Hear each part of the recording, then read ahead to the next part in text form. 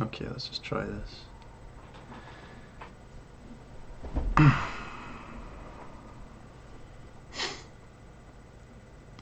Okay, so again, this is still in the beta testing. I'm really sorry because I don't know what's going on with my channel as I try my best to work these things out. I did just make a video. I sat here and I spoke for an hour, and I don't think it. What's that noise?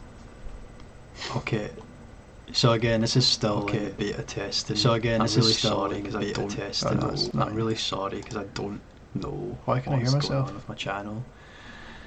As a right, okay. I take it that's it working then. So I can just press play here. Right. So okay, I'm sorry, I will get to the subject of the video. I'm just trying to work out this process. So I'm using this software here, and it wants me to like make the title and everything of the video, and then I come over here, I start streaming, I come back over here, and then start encoder, and then just go for it. It says here my status is okay just now. So I can see in this little box a preview, it's a little bit laggy, but that's fine. I think we're ready to begin. But I'm still not sure if this video is already played, because I'm just going to say the same things I said in the previous video, because I sat here for like an hour, I think, talking to myself. So I should be able just to fly through the main points of the video I've just made.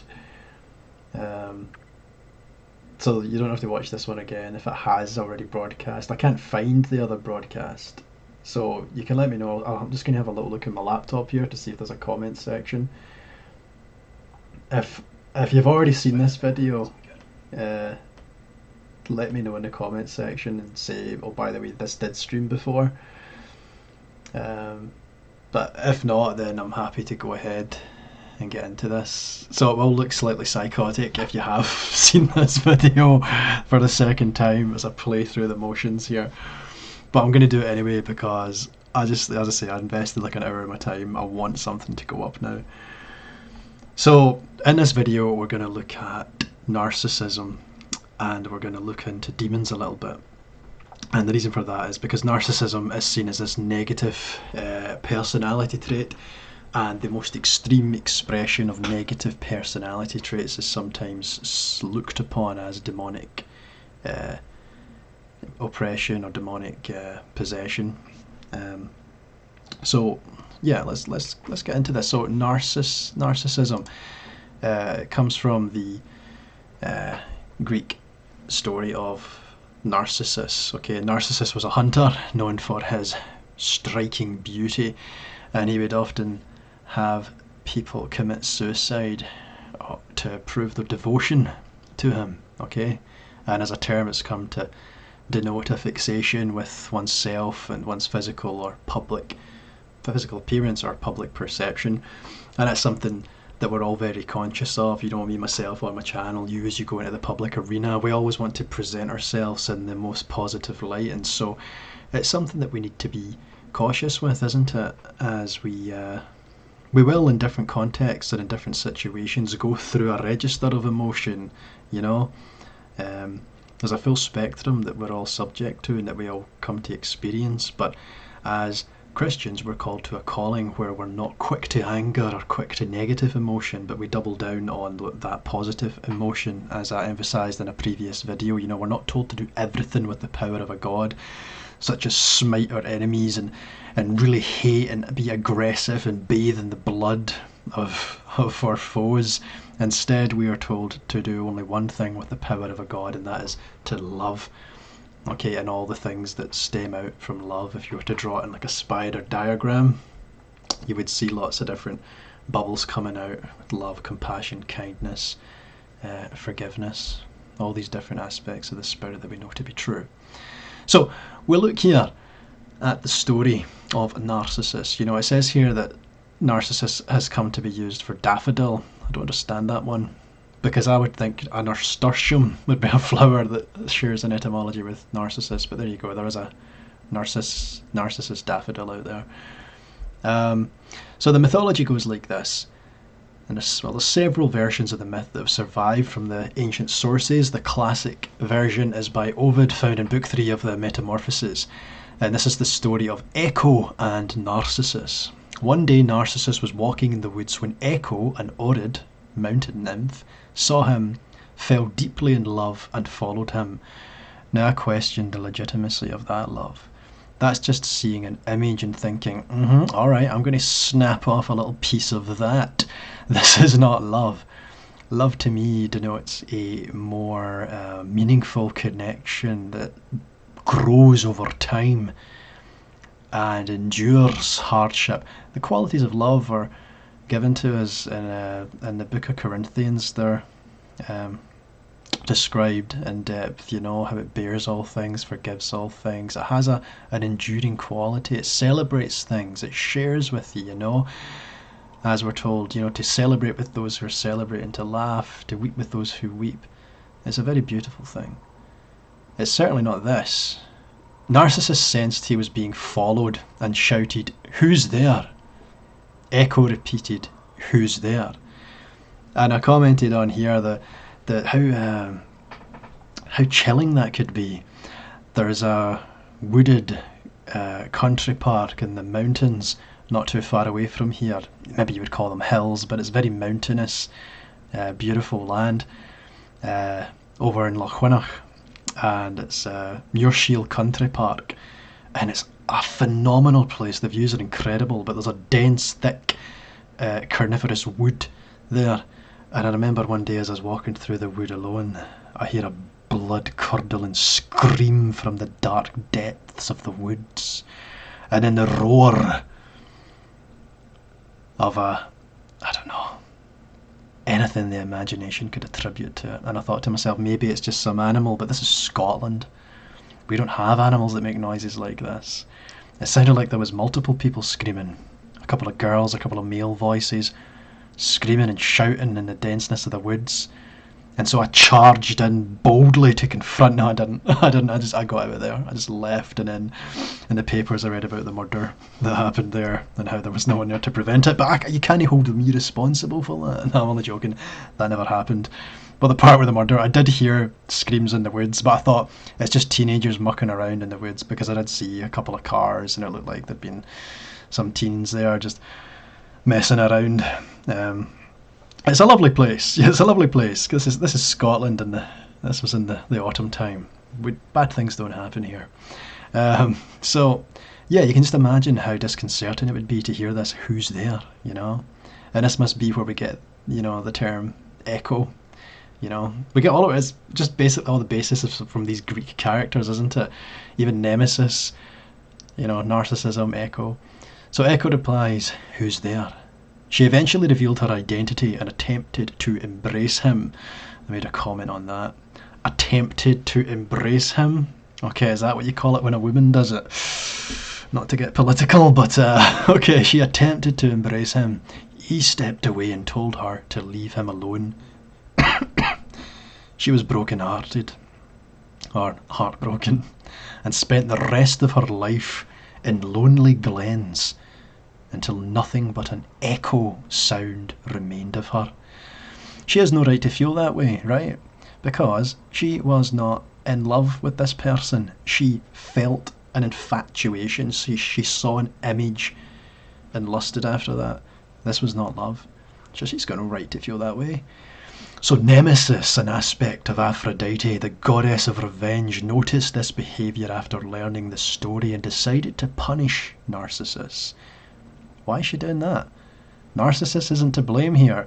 Again, I'm defending Narcissus, which doesn't look good for me, because I'm going to be talking about this and reflecting on it too. But I don't feel like Narcissus has done anything particularly narcissistic at this point. Well, at least in this story. Anyways, Nemesis wants to get some vengeance here. Once, during the summer, he was getting thirsty.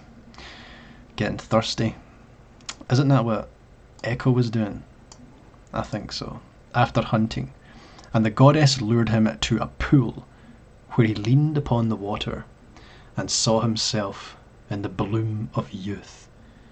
Narcissus did not realize it was merely his own reflection, and fell deeply in love with it, as if it were someone else.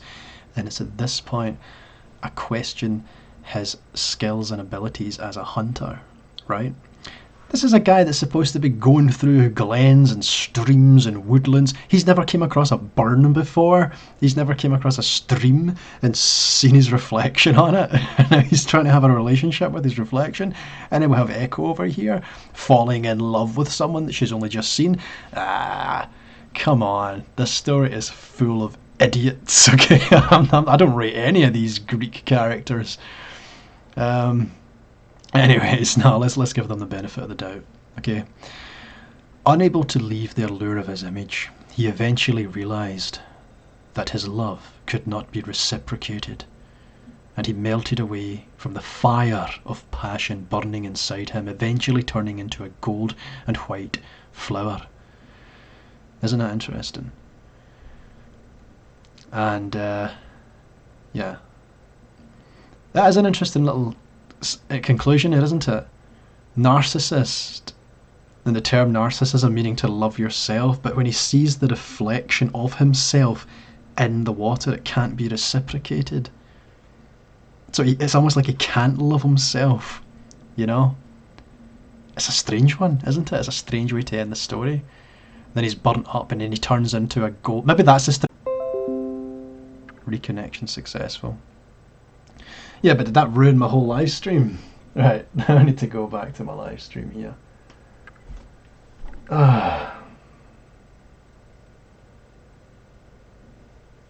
Why did that didn't happen before? So yeah, no, so I think that's quite an interesting way that the story ends. He turns into a golden white flower. What's the significance of the golden white flower? Well, that's where you probably get your daffodil from, right? But I was always thinking, you know, like a nasturtium, Narcissus nasturtium, right? There should be some kind of etymological basis for nasturtium and Narcissus. Maybe not, but a golden white flower, golden white, you'd kind of associate purity with that, wouldn't you? Maybe that burning fire cleansed him within. I don't know, but certainly we find ourselves with this word, you know, this term narcissism. Okay, and there's 4 different types of narcissism that we're going to look at here. 4 types of narcissism. Narcissism and vanity are often considered mirror images of each other. We think of both as being enamored with their own beauty, image, and self-centered attitudes. This, however, is a shallow representation of what narcissism really is. Narcissism is a spectrum. On one side, you have self-assurance and confidence, which make for a happy and healthy personality. On the other side, you have narcissistic personality disorder, which is self-centered, non-empathetic, and emotionally draining to be around. Narcissism and vanity are somewhere in the middle. They're not healthy, but they're not as damaging as NPD. NPD can only be diagnosed by a professional and isn't something you can develop or catch. The seed of narcissism is usually planted in childhood. Differences in upbringing make for differences in narcissism and change which narcissistic traits people develop. What types of narcissism are there? How does narcissism present itself? We're so glad you asked. Narcissistic people can be either body-oriented, called the somatic narcissist, or personality-oriented, called the cerebral narcissist. Somatic narcissists focus on looking better than everyone else. They're the ones with the fancy clothes, perfect hair, and gym bodies. Yeah, I don't think I fall into that category, as I say. That's definitely not what I'm going for here. Cerebral narcissists focus on things like being smarter or funnier than everyone else. They'll start debates in order to win them and live off the praise fed to them from other people. And this channel was originally called The Debate Settler, but that's not what I'm all about, okay? That is not what I'm all about. And if this video has been out twice, I'm hitting all the same beats that I did in the first round. But that's fine, you know, you're just as crazy as me for watching it a second time. On top of this body-mind division, there are also 4 main ways narcissism can present itself. 1. Overt narcissism. Loud, outspoken, and always right. These narcissists tend to be bullies and use their words to tear down the people around them. This is the most common presentation of narcissism. And I think that's the most evident kind of narcissism that you're going to see. It's certainly something you would observe in a classroom environment, you know, but it's not really a way I would describe myself. If anything, if we've ever experienced this kind of behaviour, it's something that we tend to not like, and it's something we want to quell. You know, especially at a young age, we want people to deal with issues in a healthy way. That's not to say there aren't specific circumstances that we might find ourselves falling into these different categories, but the problem is if it becomes a behaviour that starts to impede upon your relationships and your ability to navigate the world, the social sphere. Of narcissism. 2. Covert narcissism. Sneaky, like snakes in the grass.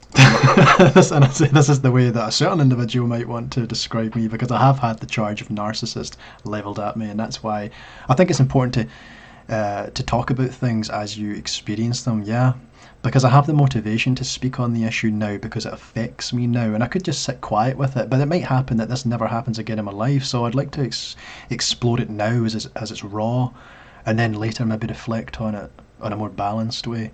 But certainly, yeah, these are the kind of charges I've felt levelled at me recently, so I think it's an idea to explore it. You might not even recognize this person as a narcissist.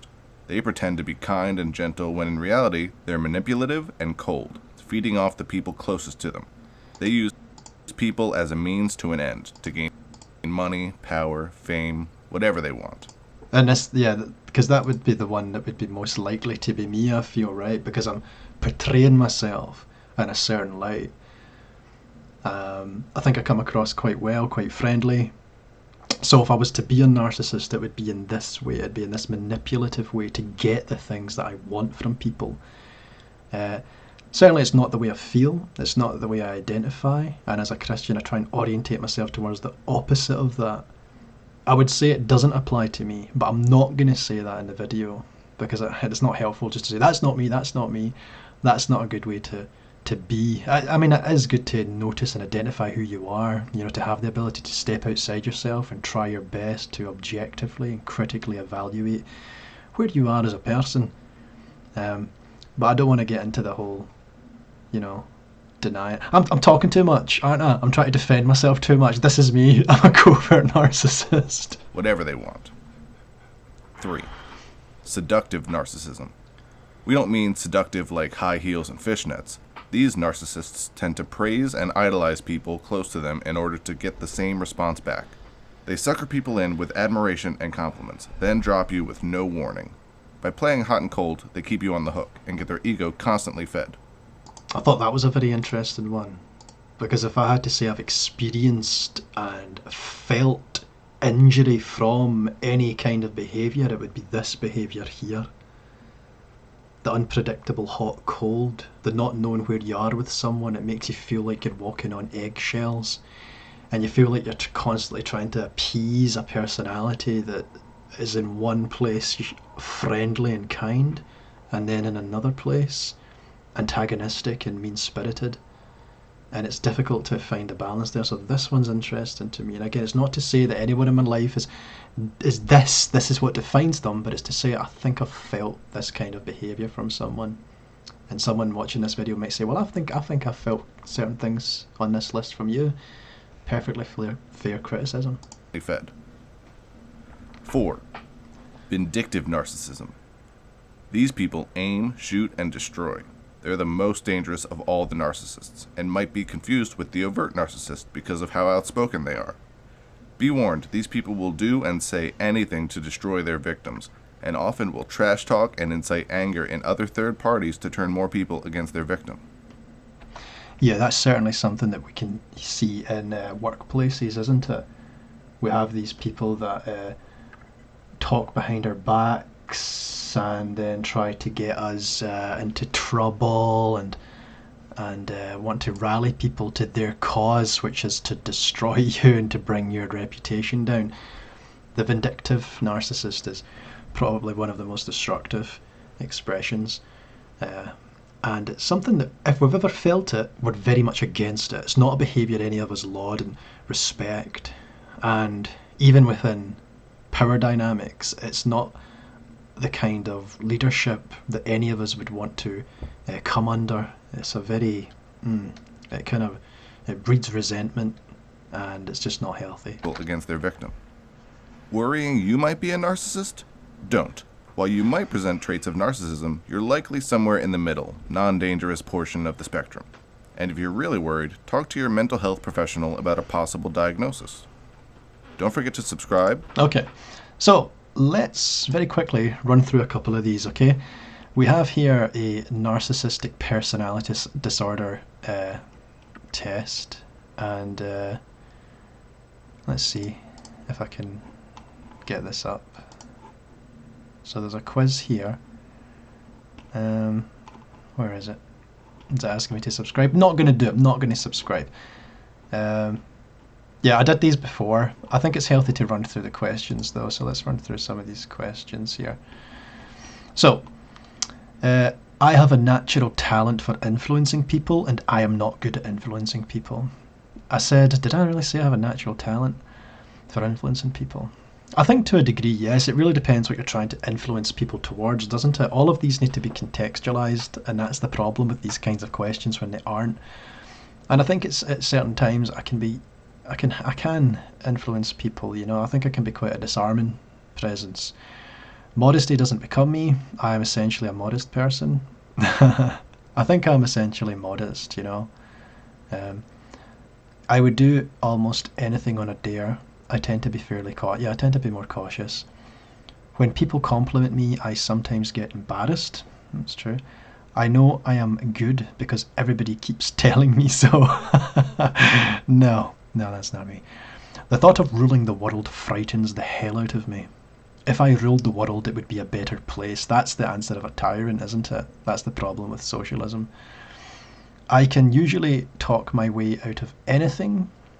I try to accept the consequences of my behaviour. Oh, that was very self-condemning of me to mark that one, but I think it's true. I think I can talk my way out of things, you know. And again, that's not a good thing, you know. It's a thing that I think, to be honest, I think I would try to talk my way out of things sometimes. As I see my actions as coming from a good place, I would try to describe them in that way, instead of accepting consequences for my behaviour, which can be quite a difficult thing to do. Maybe that's being too honest. Maybe I would try and accept consequences. Goodness knows I've done it in the past with when there has been dire consequences. And what I noticed was owning up is actually a really good thing to do. It wins your respect, and actually there was no negative consequences from doing so. I prefer to blend in the crowd. I like to be the centre of attention, and I do. When I studied at Edinburgh University, I would hang out at Hollywood 9A, a little bar beside Morrie House, just up the road from North Star Rock, where Red Dead Redemption and Grand Theft Auto games are made.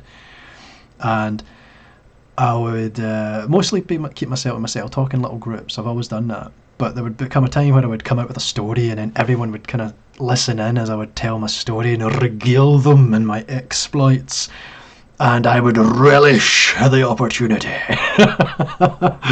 and all my gentleness and modesty of spirit. No, I would enjoy it. So I've said here, I like to be the centre of attention. Definitely not all the time. I'm an introverted person. Being around people exhausts me, but I do like it.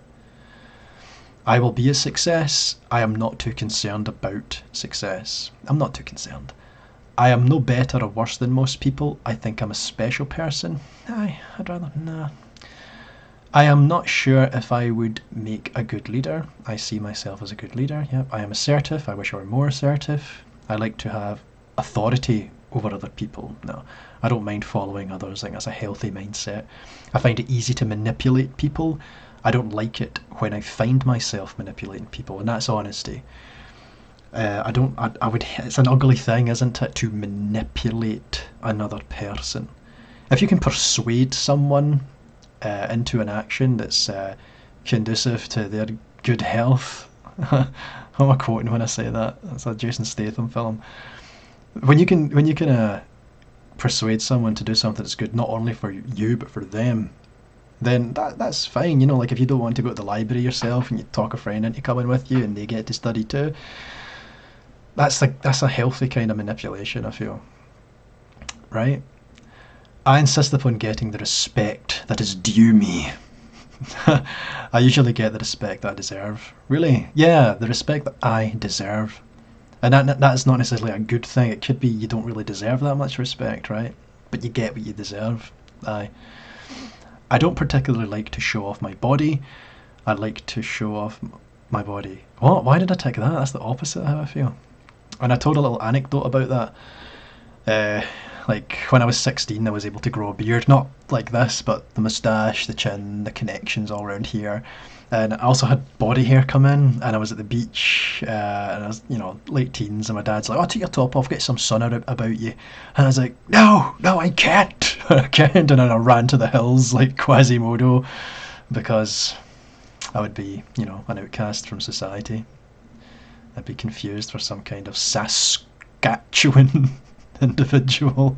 Anyways, I can read people like a book. People are sometimes hard to understand. I feel like I'm rather empathetic. I can read people like a book. Not every person, but most people. And that's not necessarily a good thing. It doesn't mean that you read someone and then you're able to respond to them appropriately. It might be that you read people and that, your response to that reading isn't necessarily a positive thing, but I think I get people. I feel if I feel competent, I am willing to take responsibility for making decisions, of course. I just want to be reasonably happy. I want to amount to something in the eyes of the world. No, not as a Christian. My body's nothing special. I like to look at my body. Well, I try not to be a show-off. I will usually show off if I get the chance. Yeah, if I get the chance, I will show off, okay? I always know what I'm doing. No, that's not true. Sometimes depend on people to get things done. Sometimes I tell good stories. I hope so. I hope that sometimes I tell good stories. And the list goes on like this, I like to be complimented. Power for its own sake doesn't interest me. I like to start new fads as opposed to, I don't care about new fads. No, wait, that's more appropriate. I like to look at myself in the mirror. I'm not particularly interested to look at myself in the mirror. Yeah. I like to be the centre of attention. That's true. I can live my life in the way I want to. Yeah, in the way I want to. And that's not a bold thing. It just means that my aspirations and views are not some big worldly, shiny, gaudy, fashionable lifestyles. I've got a measured view of things, Being an authority doesn't mean that much to me. Yep. It makes little difference to me whether I'm a leader or not. I'm going to be a great person. Oh, I'm going to be successful. I take that. I'm going to be a great person. Because the definition of a great person for me, as a disciple of Jesus, is like Jesus, and I want to aspire to that, and that speaks more to my positivity and my outlook, the kind of optimist in me, as opposed to I hope I'm going to be successful. Because being successful sounds more materialistic, while being a great person speaks to quality of character, I feel. People sometimes believe what I tell them. Yeah. Maybe. I am a born leader. No, leadership is a quality that takes time to develop. I don't mind blending with the crowd. There's more I can learn from other people. I am much like everybody else. Yeah, I was almost going to click I am an extraordinary person, because I was thinking about how we as individuals should protect our individuality and how we express ourselves, but then at the same time, is that boosting up the ego too much? Isn't there a call to oneness of spirit and unity? And the only reason you'd want to be an extraordinary person is to stand out from other people that are less, other than saintly, other than good. And then in that context, yeah, you would want to be the extraordinary person. But see, if the world was a better place, I'd much like to be everyone else who are all of that oneness of spirit. So I got a total score of 9. The average is between 12 and 15, which means I am awesome and I should be your lord. No, it doesn't mean that. Oh, come on, narcissist, stay down. No, basically what this means is, I think I've got a healthy attitude and outlook. There's another test here you can do. But I did these tests before. There's a few websites with all these little things, and you can click through them to do these tests if you'd like to. So I did 2 of the tests, and they both found me to be under the radar, like below average for narcissism, which was what I thought would be the case. And I know when you say things like that, it sounds overbold and that, but I'm just speaking my words here, okay? If you had a better idea who I was as a person, you would know I'm a fantastic person. I hate the nature of these kinds of statements because you wouldn't. So that's not something, you know. There's people say, you know, smart people don't tell you they're smart. You know, good people don't tell you they're good. But we're talking about narcissism here. And a narcissist would tell you they're a narcissist, but I'm not one, so I'm saying I'm not one, right? That's the way it works. But narcissism.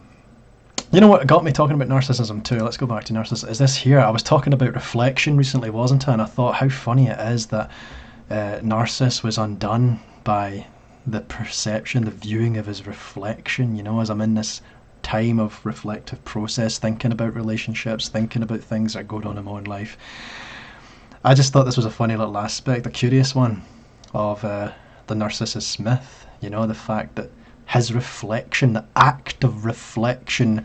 Oh, there it is, right? There's the parable. There's the wee thing. There's the wee message. The act of reflection destroyed Narcissus.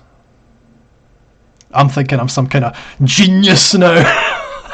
I'm like, what was it? Yeah, I've got the narcissist that's all tied up with the looks, and then you've got the cognitive narcissist or whatever it was.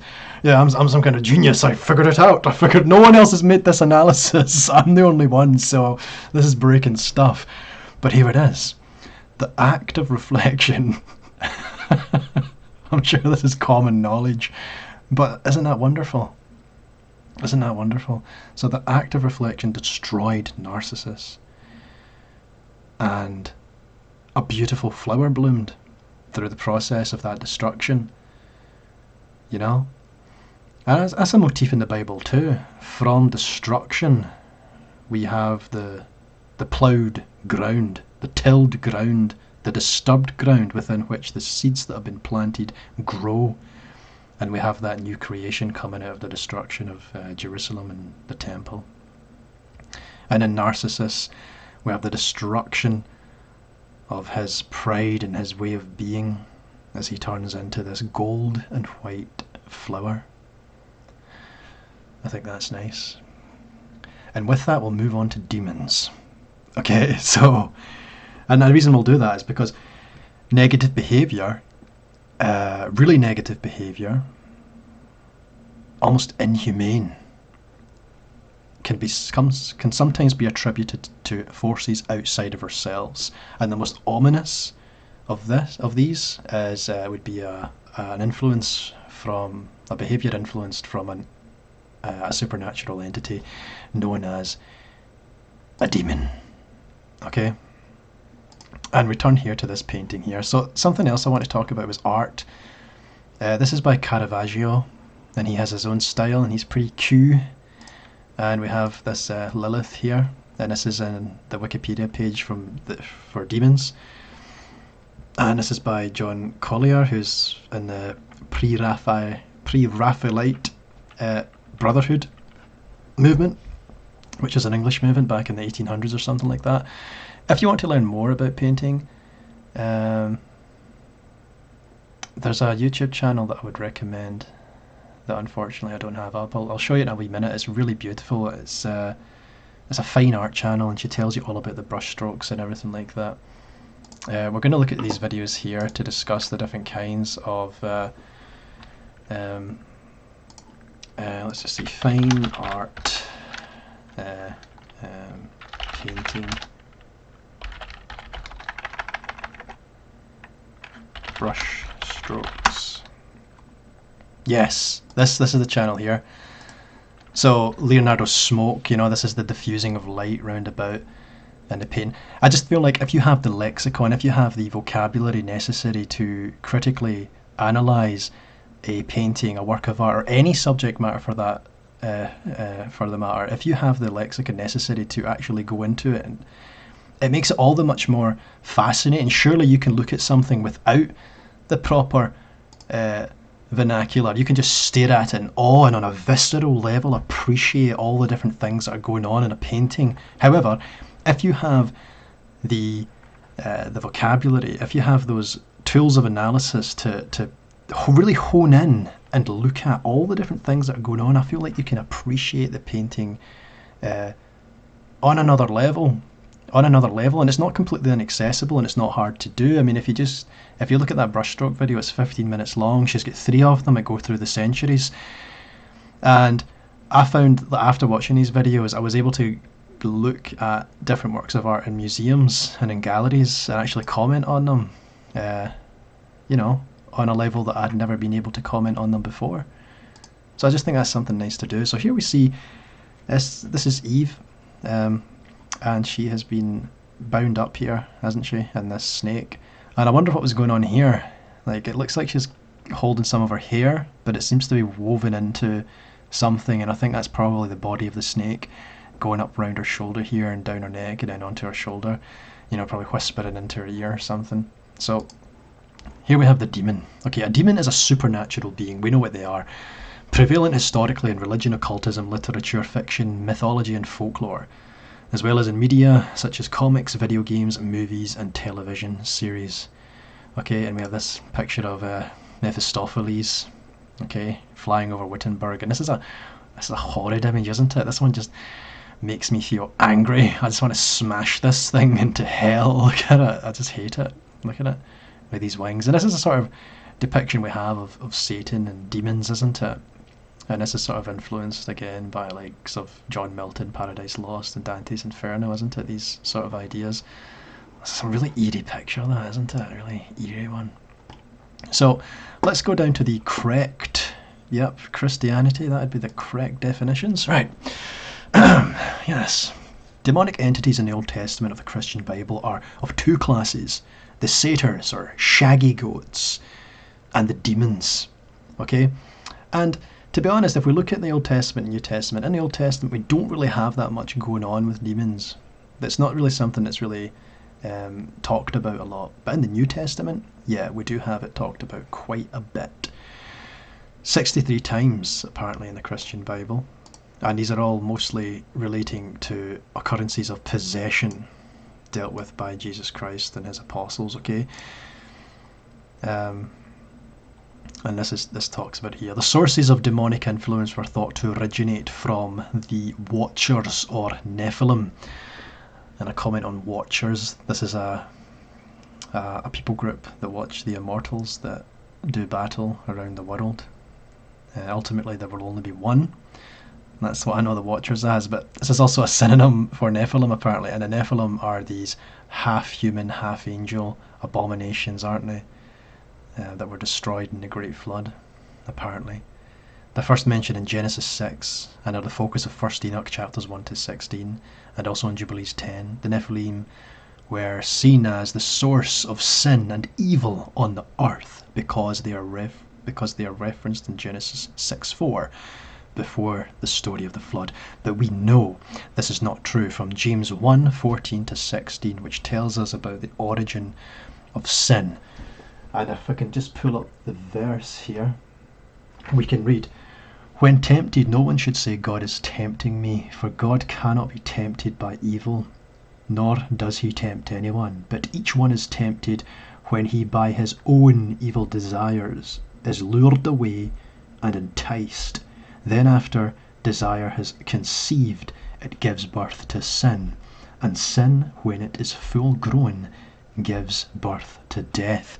And is it interesting to reflect on John speaking of a sin that leads to death and a sin not leading to death? Well, what this tells us is that it gives birth to sin, and sin, when it is full grown, gives birth to death. Death not being biological, but enmity with God, enmity of mind and of heart, an obstruction between you and life. So that's something to reflect on as we talk about the demon, okay? And we see here that in Christianity, demons are corrupt spirits carrying the execution of Satan's desires. They are generally regarded in 3 different categories. So they're the souls of wicked deceased, which roam the earth to torment the living.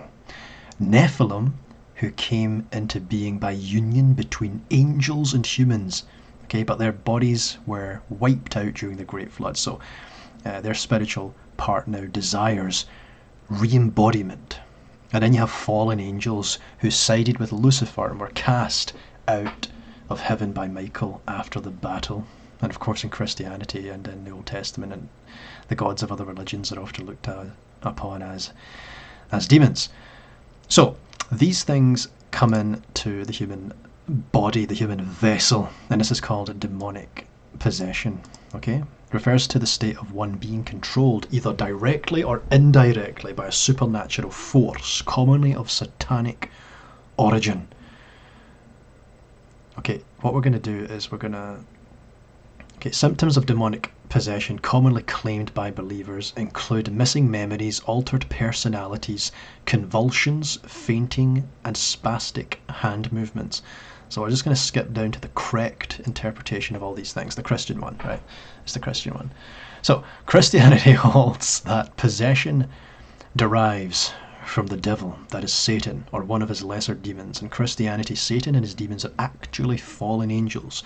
In modern medicine, it is now suspected that an underlying cause of what sometimes appears to be demonic possession is actually anti-NMDA receptor encephalitis, which is a condition which causes swelling of the brain, and this brings on fever and psychosis and things like that. And it's got a good prognosis. If you catch it, you can heal from it quite readily. So the Catholic Encyclopedia says there is only one apparent case of demonic possession in the Old Testament of King Saul, but it relies on an interpretation of the Hebrew word ruach as evil spirit, an interpretation that is doubted by the Catholic Encyclopedia. So there's 6 different kinds of spiritual interaction with these evil entities, okay? Catholic exorcists differentiate between ordinary satanic demonic activity or influence, which is mundane everyday temptations, and extraordinary satanic demonic activity, which can take 6 different forms, ranging from complete control by Satan or some demons, or demon, to voluntary submission. So we have possession, the most well-known in pop culture, in which Satan or some demon or demons take full control of a person's body without their knowledge or consent, so the victim is therefore morally blameless. That's not what I've learned. Isn't it that if people practice certain immoral behaviours, then these open doors or ring spiritual bells that catch the ear of the demon, and the demon looks over, and if you ring enough bells, if you do enough things wrong, you're going to find yourself swarmed by these evil creatures. Obsession, which includes sudden attacks of irrationally obsessive thoughts, usually culminating in suicidal ideation, and typically influences dreams. Now this is one that gets a lot of people, I feel. Remember my story I told of being a young child, around 10 years old, and then suddenly out of nowhere, I was baptised into the church, I'd been attending for a while, maybe these thoughts, I was just thinking about the church, but out of nowhere, blasphemous thoughts started to bombard my mind, and I came to hate the quiet moments, particularly those in spiritual reflection, those moments of quietness in the church. If we're called to prayer, suddenly there's no more outside distraction, there's no music, there's nobody speaking, I'm left alone with my mind, and all the more intimidating that I'm in prayer, because all these blasphemous thoughts are going to be just projected, amplified, and shared with the divine, and the divine is going to hate me on account of these thoughts. And that's the insidious point. That's the insidious work. That's not true. And this whole thing, obsession, was undone with a single prayer and with a single revelation that these were not of my heart, and that I shouldn't be taking the burden of responsibility to hide this from God, because that's what I was doing. I thought, I need to keep this quiet. If God finds out these thoughts are in my head, I'm done for. It was a lie. It was a lie. As soon as I opened myself up to God, as soon as I prayed that prayer and said, God, know my heart, know that these are not of me, I don't care for these thoughts, why are they here and why do I fear them? because I've been told to fear you, and these things have been left to grow. So let your light in and chase away the shadow, chase away the darkness, and it happened in an instant that I was delivered from obsession. And you can be too. If you're having obsessive thoughts, doubts, fears that are culminating in suicidal ideation. Not that I got there, but if you do feel like you're getting there, remember, it's a trap of the mind, and freedom is yours for the taking. Oppression, in which there is no loss of consciousness or involuntary action, such as in the book of Job, in which Job was tormented by a series of misfortunes in business, family, and health. Okay, and then I insert a footnote here, because there's something wicked going on in Christianity, and it's these healing preachers who go around telling people to come on out and I'll heal you. Now, I'm not saying every time this happens it's a work, it's a gimmick, it's a fraud, but it is in certain instances, and that it is at all is abominable. People stepping up. I mean, if I ever come out with something that I believe to be true, I believe it to be true, and I don't share it in the form of a doubt. If I feel like this is it, I've got it, I understand this to be true. But these people know what they're doing isn't true. The psychological illusionist Darren Brown went out to America to one of these healing shows, and he was picked out of the audience. First of all, the healer never knew he was a devout atheist, or maybe he did, eh? Anyways, he picked him out and proceeded to do to him a trick that he had just been learning for this show. It was such a cathartic moment for him, and for anyone who would think that these things don't happen, like, so I'm sorry, no, they do happen. There are people out there, but here's the worst part, right? This is why it bothers me. They will tell you, if, after all the adrenaline's weared off, right, if you feel pain, if this disease, if this stage 4 cancer gets you, it's because you didn't believe enough. That is disgusting. Those are the people, those are the brood of vipers today. Those are the sons of hell. To tell people who, for them, life, the horizon might be drawn closer, the terminus of biological life might be coming up, and they're being told, but if you do succumb, it's because you didn't have enough faith. Get the fuck out of here. That's not faith, man. You don't say that to people who are on the end. You orientate them towards the light and the goodness. And that's something we all need to remember. This life, we need to... There's a letting go that needs to happen towards the end, isn't there? There's a letting go. The ultimate cessation of this egotistical way of living. Because we have to let everything go. Relationships, items, souvenirs, money, possessions, everything needs to go and be let go of.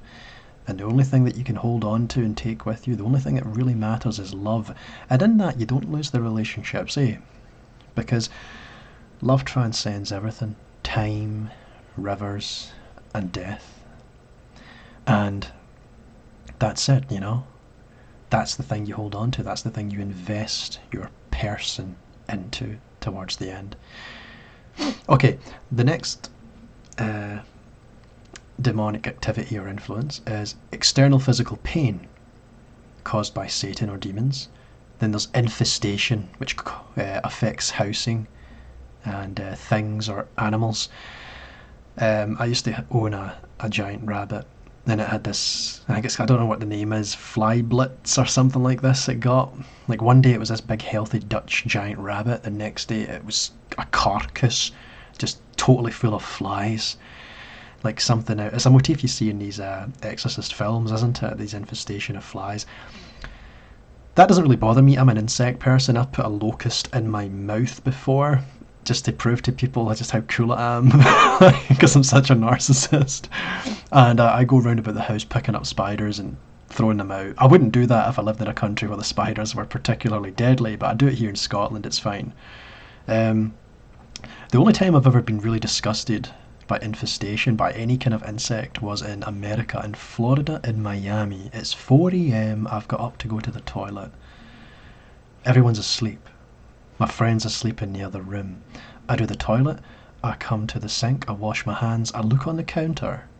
My friend's toothbrush is on the counter, and this massive cockroach is French kissing in the most sensual embrace the bristles of her toothbrush. It was the most heinous thing I had ever regarded in my life. I was like, no! I didn't shout, but I was like, this is disgusting. This is so gross. What made it grosser was, what if I hadn't walked in there, man? What if I hadn't seen that? And then she's picking up this toothbrush and she's smooshing this thing into her gums and teeth and tongue, and I saved that woman's life that day. I picked up the toothbrush, I took it away, I gave her a text message making sure that whatever you do, you ain't brushing your teeth with this brush in the morning. That was demonic, folks. And then the last one is subjugation, in which a person voluntarily submits to Satan or some demons or demonic demon. In Hostage to the Devil, Malachi Martin describes a type of demonic attack called familiarization. He writes, "The possessing spirit in familiarization is seeking to come and live with the subject. If accepted, the spirit becomes the constant and continuously present companion of the possessed. The two persons, the familiar and the possessed, remain separate and distinct. The possessed is aware of his familiar." And this is something I'm familiar with. I had an ex-partner whose mother claimed to have one of these guardian angels, one of these guiding spirits, what might be described here as a familiar. Quite ominous when you look at it in this context. But is there another way to look at demons entirely? Let's turn here to...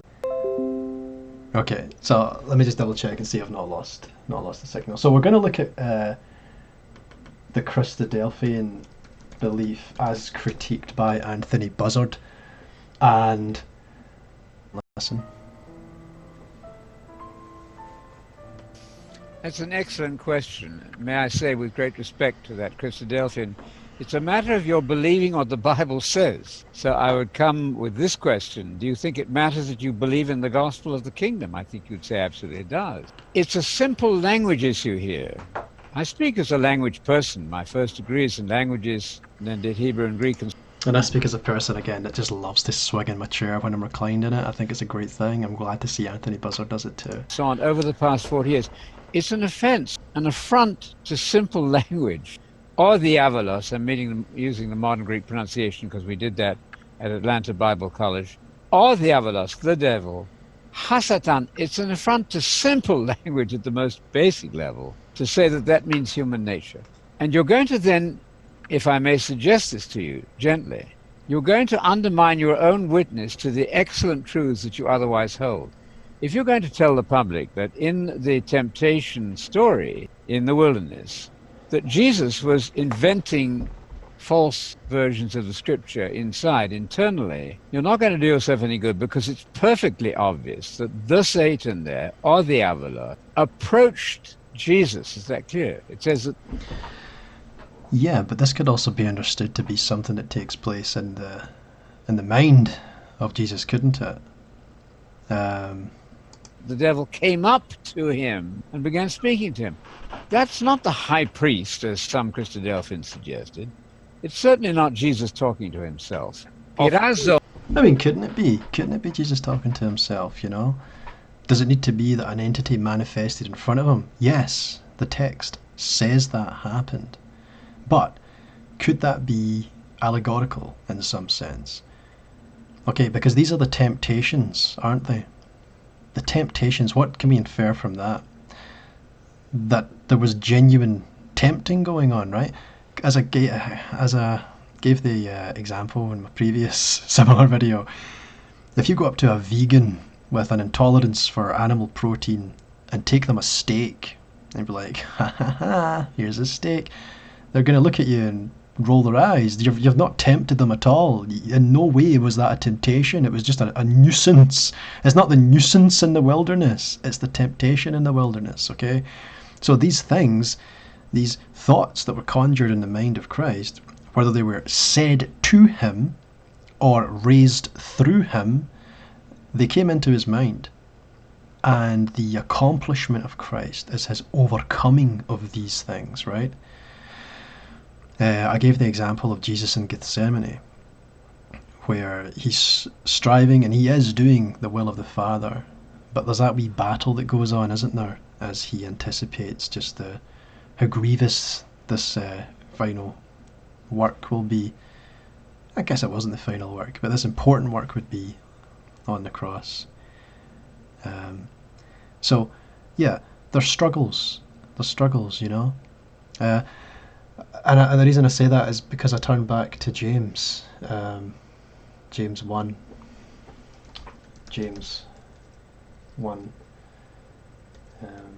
14 to, let's just make it James 1, 14 to 17. But each person is tempted, right? So we're talking about temptation here, and it says that each person, certainly Jesus Christ was a person, is tempted when they are dragged away, taken away, by their own evil desires and enticed. Okay? But Jesus wasn't enticed to the point of conceiving any kind of sin. The thought occurred, and it passed over him. He responded to it appropriately. The one tempting, the tempter, that's a person, the tempting one, a masculine form. The tempting person, namely the devil, not temptation, which would be a kind of an abstract thing, but the tempter came up to him and said, prosilthon, there you have it beautifully in 4:334 at the top there, came up to him. Prosilthon means having approached him, not just came, but came up to him. In the very same context, the angels came up to Jesus. That's not the internal working of Jesus' mind. So it's just wrong, I say this with great respect to you, but I do ask you to have another look at this whole extraordinary notion that this devil is internal human nature. Yes, you should take responsibility for your sins, we all should. None of us is suggesting that we can blame the devil for what we do. That's absurd. That's a vicious straw man argument. Nobody believes that, I hope. On the other hand, you should not twist the very easy texts which show that Hasatan, or the Diabolos, is external, in fact a fallen angel, external to man. That is so clear, in particular with regard to the demons. So here's what I would recommend. I've written extensively on this at our site. You may want to look at some of these points. But if you're talking about this issue with Christadelphians, by all means go to the demon question. Because the Greek demonia, demons, is a perfectly recognizable word. Just like the word one in one God, there's nothing to argue about. Demonia. So the point I made here was, is it a question of the language, or is it a question of how we interpret the language? Because the story is clear. Jesus interacted with the other entity in the wilderness, and that was Satan, that was the devil. And then he indeed interacted with possessed people who were possessed by intelligent agents who were able to identify him in his spiritual magnificence. They saw who he was. So in the story, yeah, you can't look to the language and say, well, the point I'm trying to make here is that what the Christadelphians are doing is not saying that they're not aware of the text. They don't read it and go, oh, now that you've pointed my attention to it, I see now where it says that these demons were speaking to Jesus. I can see now they were interacting with him. Golly, how did I miss that? That's not the point. The point is, while these stories are recorded as such, do they mean to communicate that these things transpired in history as written, or do they mean to communicate a truth that transcends the written word? And I made this point before in art, how it's difficult to pin down exactly who or what God is in art. How do you find that mix of colour? How do you find the right medium to apply the colour to? How do you synthesize these notes together to produce the sound that's God? How are you going to hold up a canvas or a TV show and say, this is God? It cannot be done. And the same with spiritual truth, you know? In a sense, it transcends the page. It transcends the written word. I don't know if that's a really sound argument in every instance. Probably not. I don't want to make history void and null. It's certainly important. And I'm not saying this is how it plays out. I don't mean to side with the Christadelphians here. It's just they're not speaking right now. Yeah, it does not mean mental disease. It just doesn't mean that. Words, you see, have meaning. Yeah, but they wouldn't know how to describe these kinds of mental diseases back in the time, perhaps. You know, that's the thing. So they wouldn't make reference to it, right? Fortunately, they do. These are very easy lexical meanings. Demonia means demon. So when in Luke 4:41 is the text that I've liked to use mostly, it says that the demons recognized Jesus as the Messiah. And Jesus addressed the demon, and the demons addressed him. That's nothing to do with mental illness. The Greek is even clearer because it says that the demons cried out, and those demons are personalized there. They're treated as persons, not things. They're not mental illnesses. That is really an assault on the integrity of Scripture to suggest that. Kravgazonta, and they are saying legonta, that you are the Son of God. How in the world do mental diseases know that Jesus was the Christ when the public didn't know it?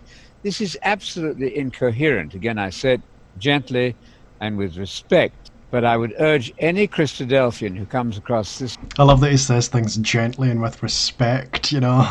That's what I like to do, you know, like I'll smash someone over the face with a glass bottle and I say, I mean to do this gently and with respect. But you are wrong, sir. No, I don't do that. I love his accent. No, doesn't it give an air of gravitas and authority? Clip to take urgent steps to re-examine that issue. I've heard from certain people who hold this view, Anthony, that Yes. Jesus and the apostles were catering Yes. to the beliefs and the myths of Second Temple Jews. What do you say about that? Well, They I were say like- you made that up. You simply invented that as an excuse for not believing the text. How do you know that they are catering to ignorance? How much more of what Jesus said or Paul said is a catering to ignorance? The whole of Scripture is undermined as an authority if you go that route. So the argument has been raised then by some Christadelphians that those dear people were ignorant of reality. That's a dangerous way to go.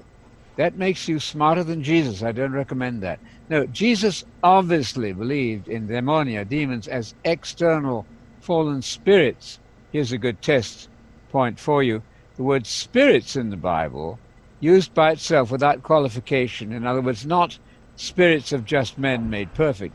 Those would be human spirits. But spirits used without qualification means demons or angels. Angels are ministering spirits, liturgical spirits. Hebrews says demons are fallen angelic beings, the product probably of that terrible mismatch in Genesis 6. But it's a language issue here that's so important. Simply suggests that... Yeah, but is it the language issue at all? You talk about an attack on the integrity of Scripture, but we need to gird the loins of our minds, okay, and understand that there is a spiritual dynamic to this, you know? There is definitely a spiritual dynamic to this. So I don't think it is about attacking the integrity of Scripture. It's about dealing with it in a Christ-like way, you know? About looking at it and seeing where's the truth in it, and what is the truth in it? Is the truth the written story as is, as a one-dimensional wee story, or is it something else? Is there something that can be lifted from the page and made applicable to us? And I think you can do that in both ways. If you see it as real demons, instead of like an internal working of the mind or whatever, you can certainly lift that truth. And you can do it the Christadelphian way too. What I'm saying is, we shouldn't otherize the Christadelphians and see them as beneath our contempt because of their hermeneutic. It's time to face the fact that one's denomination can get things wrong. We've all had to learn that lesson. In my own case, from complete ignorance in the Church of England, and later on from obligatory Sabbath keeping, which is also wrong.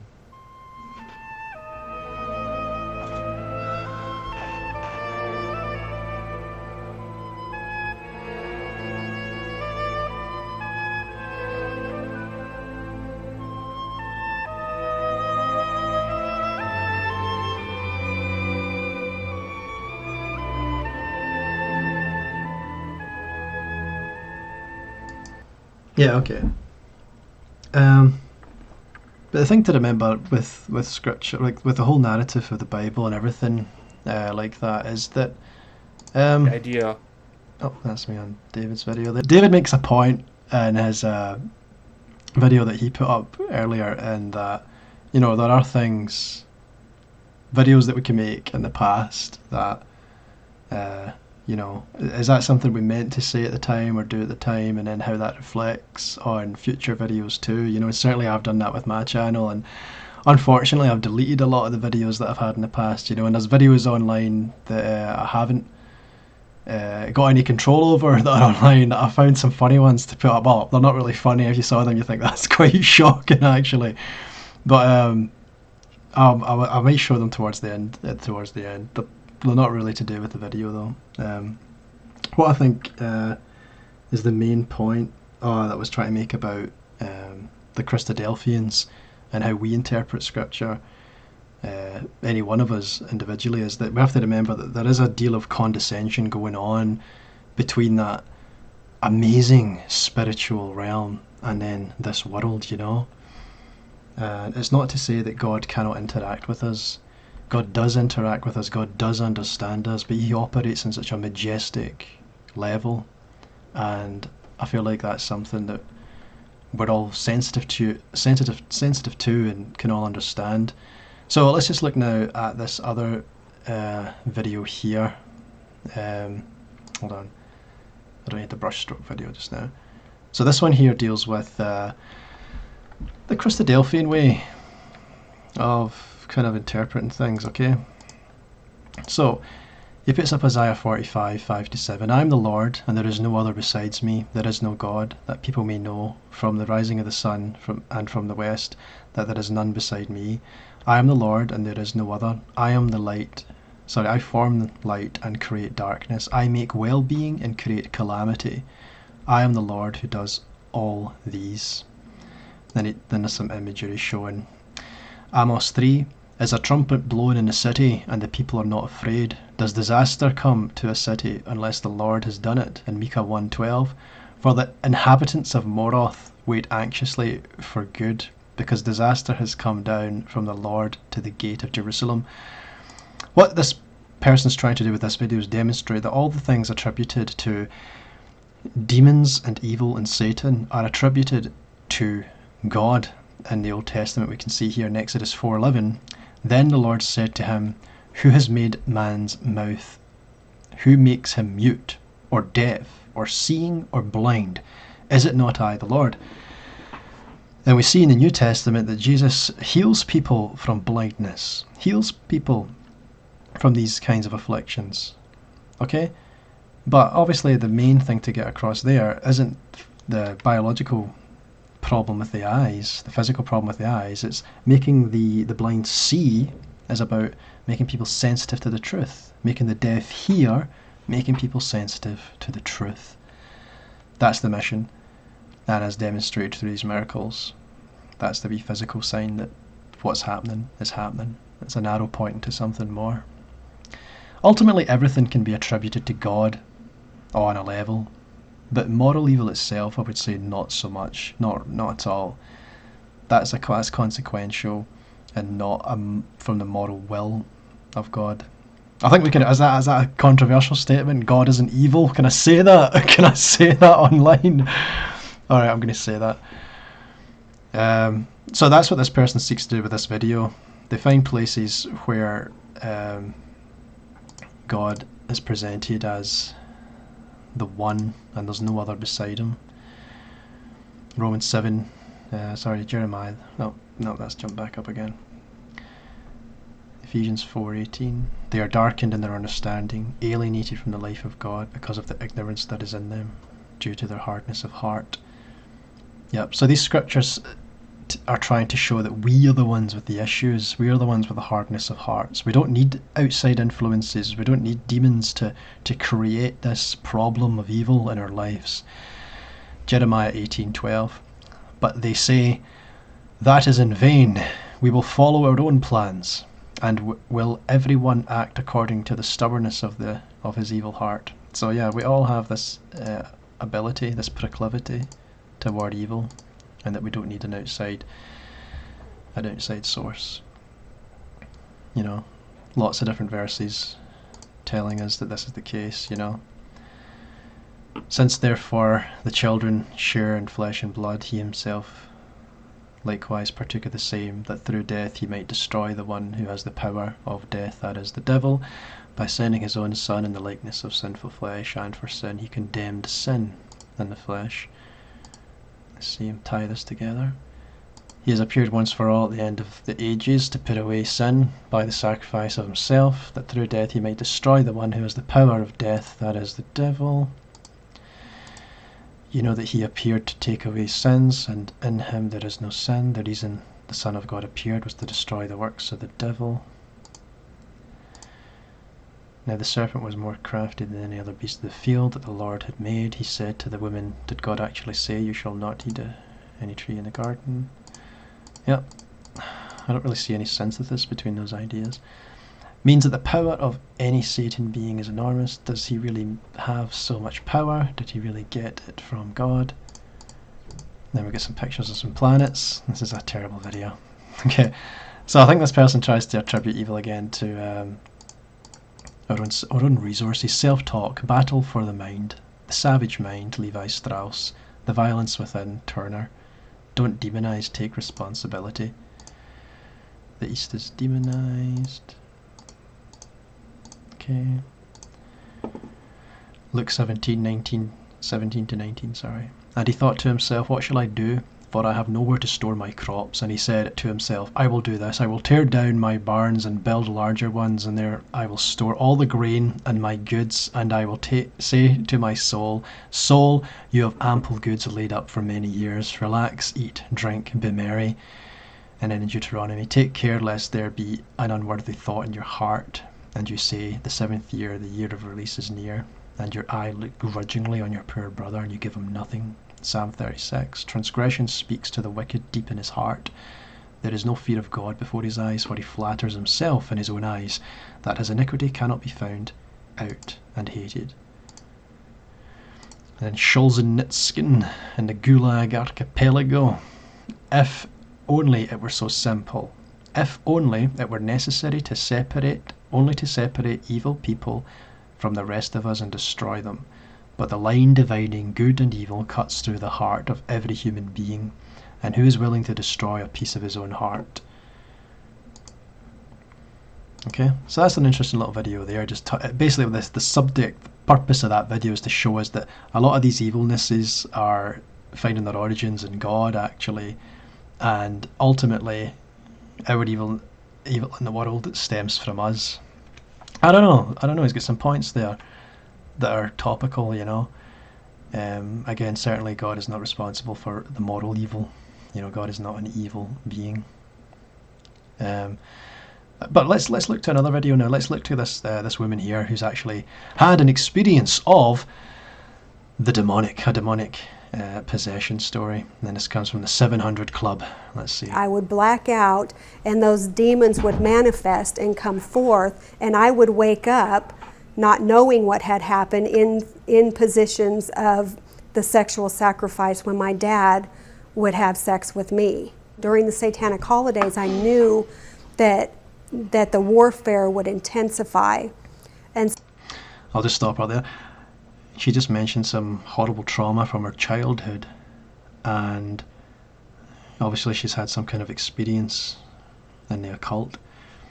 It reminds me of an ex-partner of mine whose mother had this medium, this familiar spirit that would go around with her. She was the medium, and she had a familiar spirit, a guardian angel, whatever. And this partner of mine was abused in a similar fashion. And she had sleep paralysis while this was going on, and she would see a dark character come into the room and grab her by the ankle in an attempt to drag her off. And as I was speaking about possession and how little bells sound through our conduct that attract the demonic entities, right? Well, maybe this kind of trauma stimulates and stirs up darkness of a sort, right? And from whence it cometh, I don't know. I don't know where it comes from. But certainly we can see that this kind of thing seems to happen. You know, people have these kinds of experiences, you know. So I would fast and pray that for my complete deliverance, and that I wouldn't wake up in the middle of the night and be in these positions or being vulnerable while I was sleeping. I was a Christian when I had these demons that were confronted in deliverance several times. Just because I give my life to the Lord, that's the first step. My husband really got to the core of why these things were in my life to begin with. Sandy had a spirit in her life that was a spirit guide. She called the spirit Coral. And it basically gave her direction. The way that a Christian would get direction from the Holy Spirit, this thing kind of directed her life. Would tell her, be careful with this, or would give her assignments to do this. And she always viewed this thing, because the way she was raised, as being a benevolent spirit that had her best interest at heart, which there's absolutely no truth to that whatsoever, but that was the way she was taught. She thought it protected her. It's funny, isn't it? We just read about familiarization in that demon article, didn't we? And this would seem to be someone's testimony of that kind of thing happening. The possessing spirit in familiarization is seeking to come to live with the subject. If accepted, the spirit becomes a constant and continuous present companion of the possessed. And it would seem like that's the kind of thing that's happening. And that it was taking her through life in the best course possible. So even though she did not want that in her life anymore as a Christian, that thing was stubborn. It did not want to relinquish rights and completely leave. It wanted to still hang around and influence her life as a Christian. So obviously there was a confrontation that came up with that.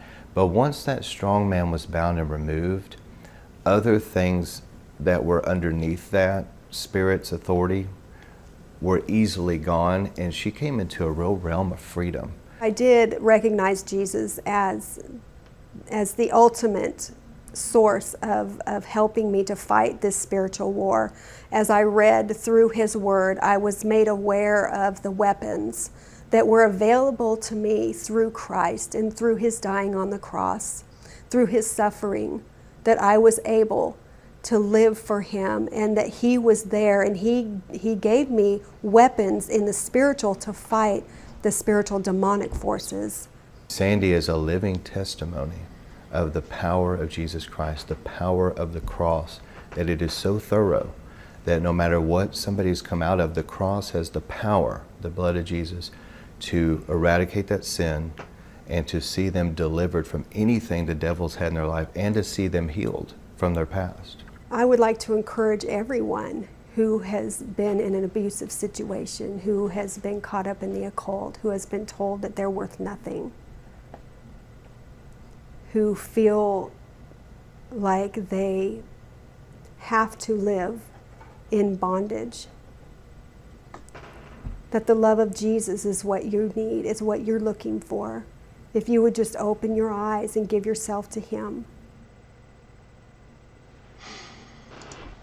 Yeah, I thought everything she had to say there was spot on. I mean, we don't know who she is. We don't know, if her experience is true. We can never know these things. But I get the impression that she's coming from an honest place there.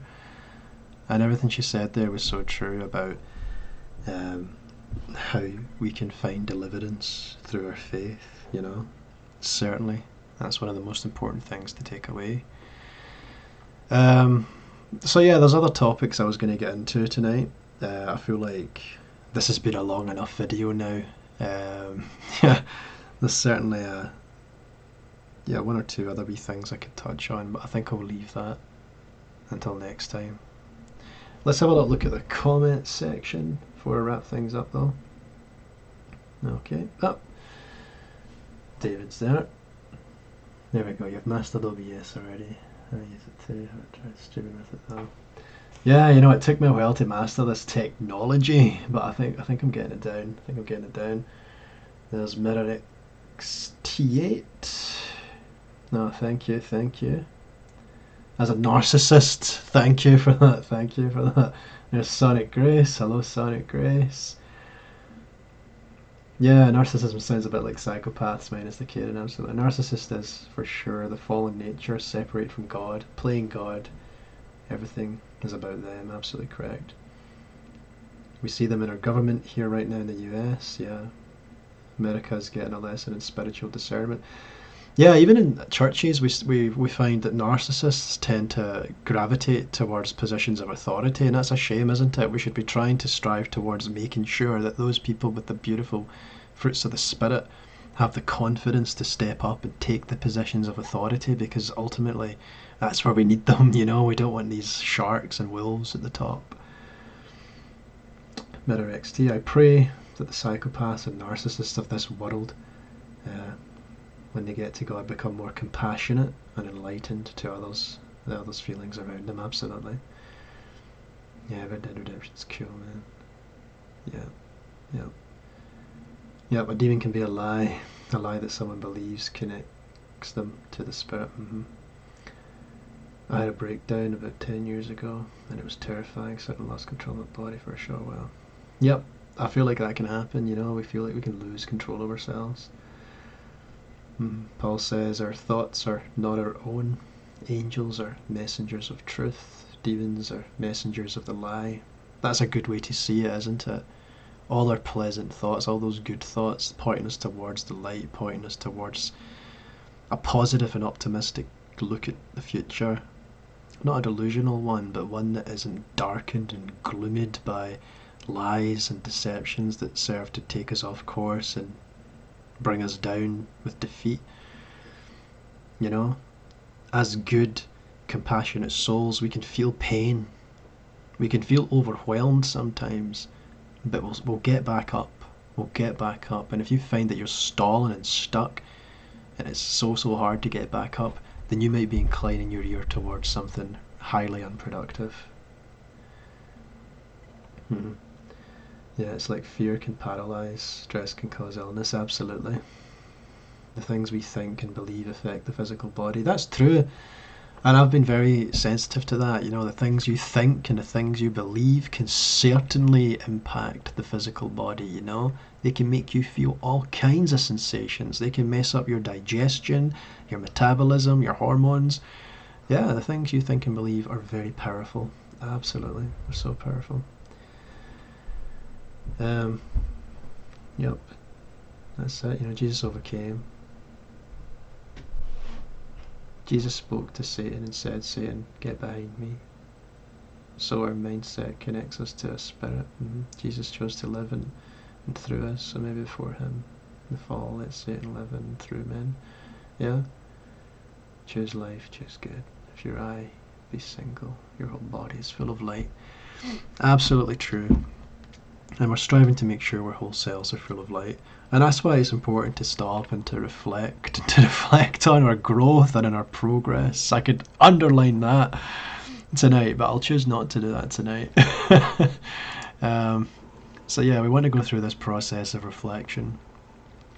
And we want to have the strength of our ego, the narcissistic tendencies of our character, be destroyed through this process of reflection, so that all that's left is the beautiful blossom from the tree of life, so that all that's left is the fruit of the Spirit. Yeah, that makes sense to me.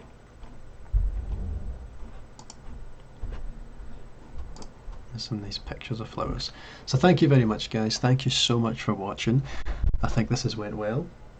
So I'm just going to stop the video here, and hopefully there'll be more live streams in the future. and I'll try and make sure they're a bit more concise than this one. This is the concise version. I've already done this video twice now. This is the concise version. Alright. How on earth do I pause this? Like, how do I stop this? So I'll come back in here, an hour and 5. It's not too bad if that's true. Right you are. Thank you so much for watching, guys. God bless every single one of you. And stop streaming. Are you sure you want to stop the live event?